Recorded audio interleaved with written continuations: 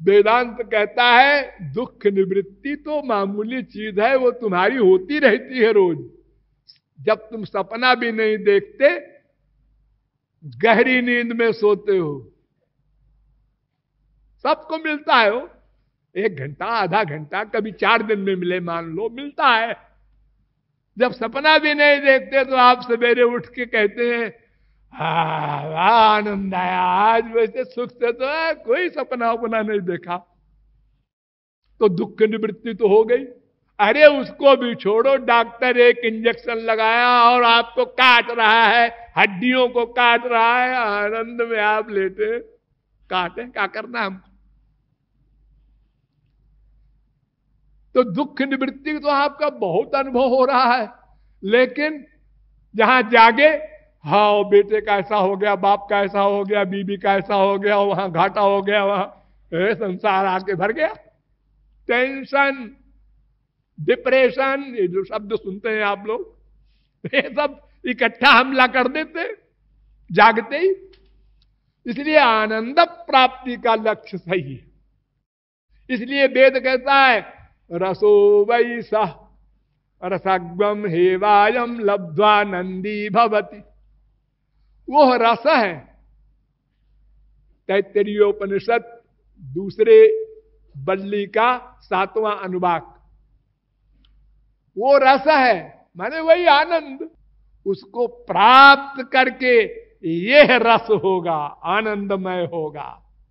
उसको प्राप्त करके यह आनंदमय होगा, और कोई मार्ग नहीं, कोई मार्ग नहीं। नया स्वर्ग बना देने की शक्ति रखने वाला विश्वामित्र और फरसा लेकर के वशिष्ठ की कुटी के पीछे छुप गया कि ये सो जाए तो आज काट दे इसको। देखो, सृष्टि कर दिया जिसने, उसकी इतनी माया की स्थिति, इतना क्रोध।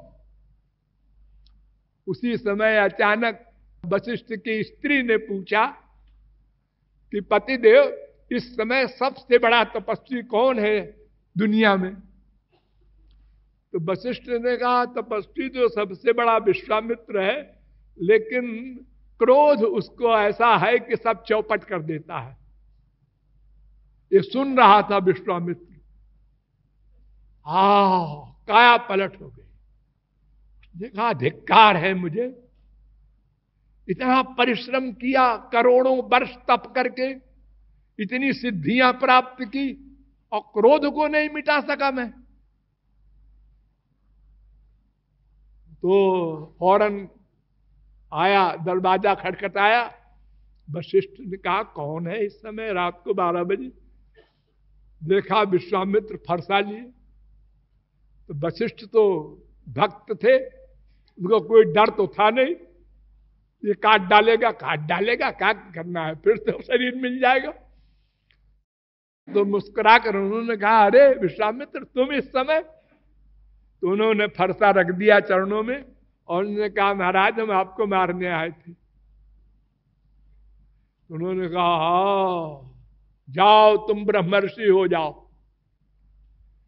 पहली एग्जाम्पल हमारे देश में कि एक क्षत्रिय उसी जन्म में ब्राह्मण हो गया और ब्राह्मण के कर्म का अधिकारी बन गया। कि माया की प्रबलता तो सदा रहेगी जब तक कि भगवत प्राप्ति न होगी। रसग्वम हेवायम लब्ध्वा, जब उस ब्रह्म की प्राप्ति हो जाएगी तब माया जाएगी। जब माया जाएगी तो फिर काम, क्रोध, लोभ, मोह सब अपना अपना बिस्तर बांध के भाग जाएंगे। और जब तक भगवत प्राप्ति नहीं होती तब तक कोई भी व्यक्ति एक सेकंड को न सोचे कि हमारे अंदर काम नहीं आएगा, क्रोध नहीं आएगा, लोभ नहीं होगा, मोह नहीं होगा, ईर्ष्या नहीं होगी। सब बकवास, पागल है जो ऐसा सोचे या बोले। ये सब माया के विकार हैं, इसकी जननी माया है। वो रहेगा, कम ज्यादा का अंतर होगा। एक आदमी को कहा तुम गधे हो, गुस्सा कम नहीं आया, हाँ तुम महाबेवकूफ हो, थोड़ा आया, तुम राक्षस हो, क्या कहा, अब आ गया। हाँ? आएगा, कोई बच नहीं सकता। तो उस ब्रह्म को पाने के लिए क्या करना होगा, किस क्रिया से वो ब्रह्म मिलेगा, ये वो महापुरुष बताएगा। तो महापुरुष ने बताया उसके लिए कांड त्रयात्मको वेद। वेद में 3 मार्ग है। वेद अथॉरिटी है ना, उसमें 3 मार्ग है, कर्म ज्ञान भक्ति। सब जानते हैं, कर्म ज्ञान भक्ति। लेकिन अब देखो, कर्म की 80,000 ऋचाएं, ज्ञान की 4,000 ऋचाएं, उपासना की 16,000 ऋचाएं। तो इतनी ऋचाएं कर्म कांड की हैं, और जबकि उसका फल नश्वर। वो घोर मूर्ख है जो 80,000 ऋचाओं के चक्कर में पड़े। लेकिन वो इसलिए है कि संसार में इतनी आसक्ति है जीवों की कि उनको एकदम से तुम अगर वैराग्य की बात करो तो वो झापड़ भी लगा दे तुमको। हाँ? तो वो स्वर्ग में सुखों का जो हिसाब किताब अधिक है उसका लालच दे करके फिर जब वहां जाएंगे वो स्वर्ग में, तब समझेंगे अरे यहां भी गड़बड़ है संसार की तरह। तो कर्म क्या है, ज्ञान क्या है, भक्ति क्या है, ये महापुरुष समझाएगा। मार्ग 3 है, ज्ञानं कर्म च भक्तिश्च। आप भक्ति पर विचार कीजिए, क्योंकि कर्म तो स्वर्ग देगा। ध्यान दो, कर्म तो स्वर्ग देगा, बशर्ते कि 6 नियम हैं, उनका 100% पालन हो। पहला, देश। यज्ञ कर रहे हैं आप, हवन हवन, हाँ, कहां कर रहे हैं? अरे कहां कर रहे हैं? अपने आंगन में कर रहे हैं? नहीं नहीं, ये नहीं चलेगा। अजी सब ऐसे करते हैं, शादी ब्याह में अपने घर के आंगन में करते हैं। नहीं नहीं, वो धींगा मुश्ती है, वेद नहीं कहता ऐसा। स्थान में भी नियम। और किस समय यज्ञ करेंगे आप, शुरू करेंगे? अरे कभी शुरू कर देंगे, नहीं नहीं नहीं, ऐसा नहीं चलेगा। उसका भी मुहूर्त होगा। और किस सामान से यज्ञ करेंगे? अरे जौ तिल वगैरह घी, ये कहां कैसी कमाई का होगा? अरे कमाई क्या, जैसी भी कमाई जिसकी हो, ना ना ये नहीं चलेगा। वर्णाश्रम धर्म के अनुसार कमाया हुआ पैसा हो, वो द्रव्य आवे। और वो पंडित जो कराता है यज्ञ, वो वेद मंत्र सही सही बोलता है। अब वो जाने, मैं क्या जानूं, मैं कोई वेद पढ़ा हूं क्या? हाँ, ये नहीं चलेगा। एक वेद मंत्र के, एक शब्द के, एक अक्षर के ऊपर स्वर लगा होता है वेद में।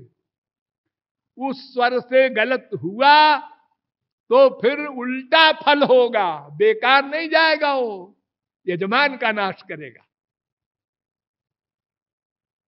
जैसे संसार में हम एक नौकर से कहते हैं चाय बना के लाओ, हो गया, और चीनी की जगह उसने नमक छोड़ दिया और साहब को दिया।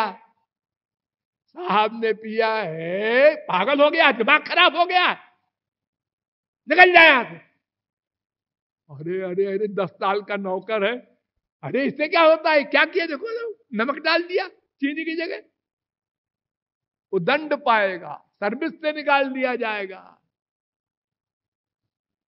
और स्वर्ग में तो बड़े बड़े दंड हैं। स्वर्गो वर्ण तो वह उल्टा हो गया, राक्षस ने यज्ञ कराया, इंद्र शत्रु निवर्धस्व, और ऋषि मुनियों को पकड़ के यज्ञ करवाया उसने जबरदस्ती। तो ऋषियों ने कहा ये तो बड़ा गड़बड़ है, इंद्र मारा जाए, इसका अर्थ तो ये है मंत्र का।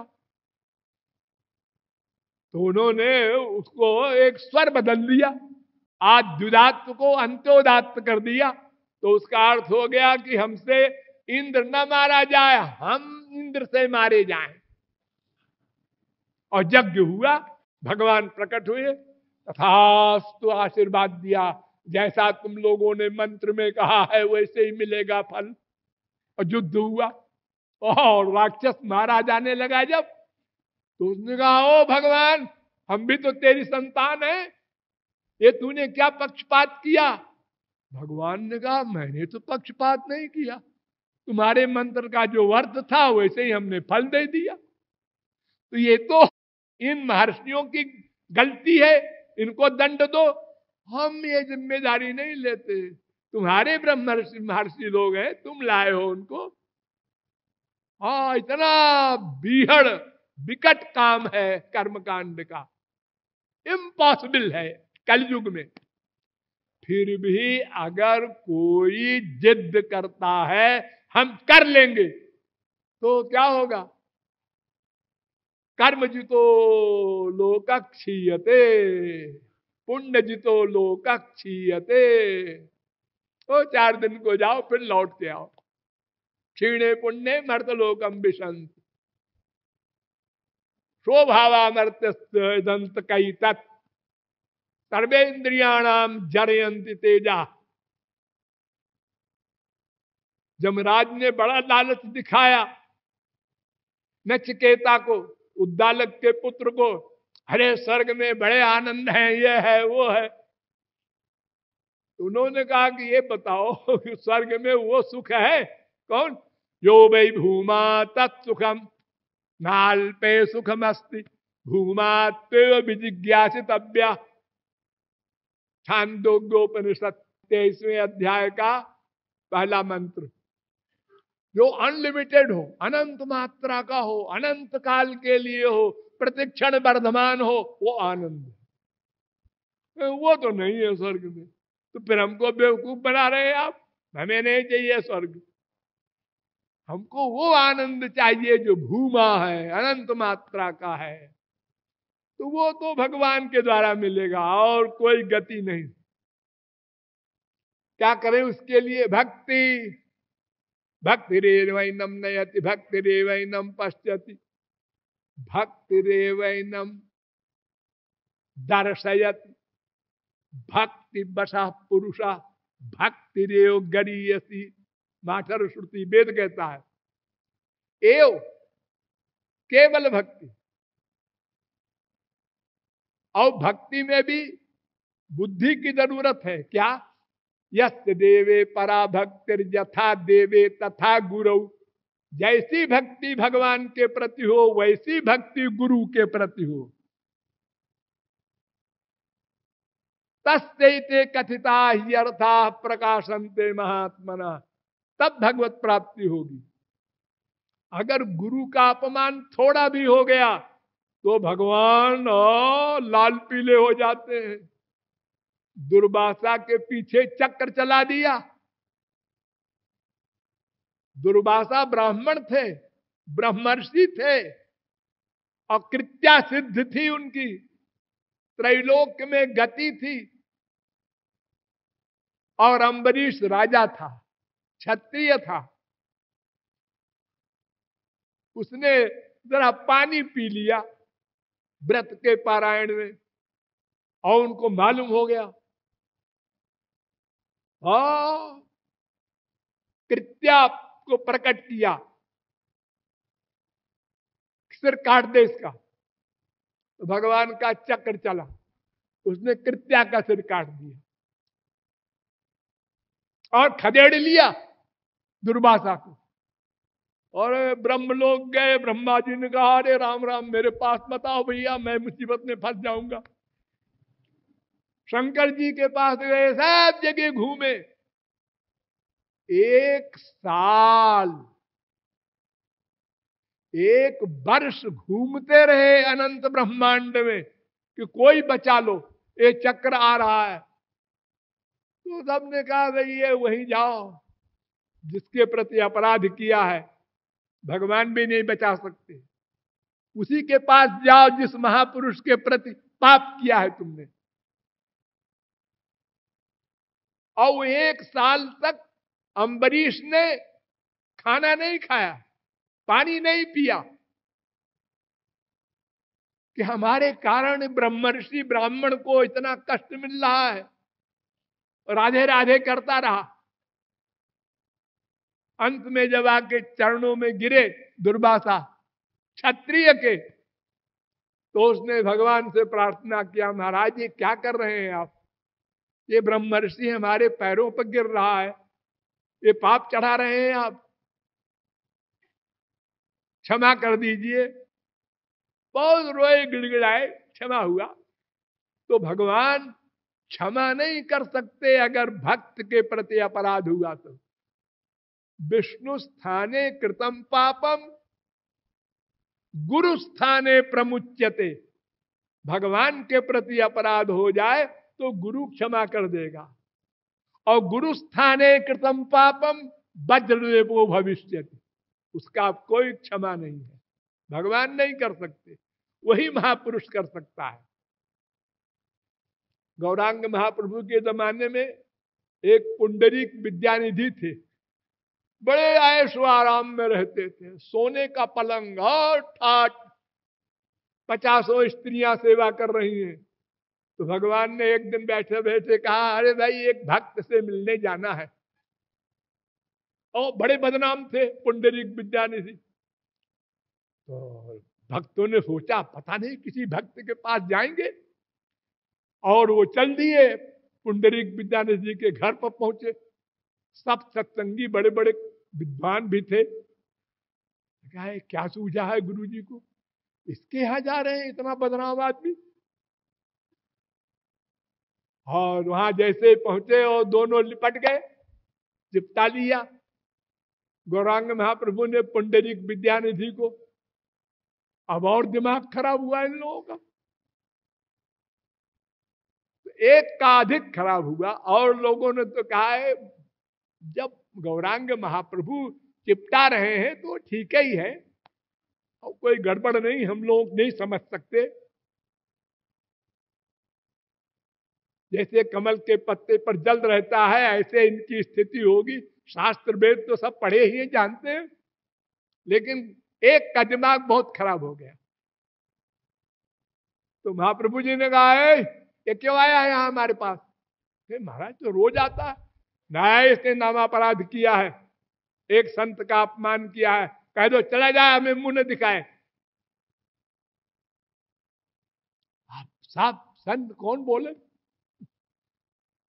तो बहुत धीरे धीरे दूसरी 2-3 दिन बीत गए। जब तो लोगों ने कहा महाराज क्षमा कर दीजिए उसको। उन्होंने कहा जाओ उससे कहो कि पुंडरीक विद्यानिधि से दीक्षा ले, उनका शिष्य बने, तो मैं क्षमा कर सकता हूं।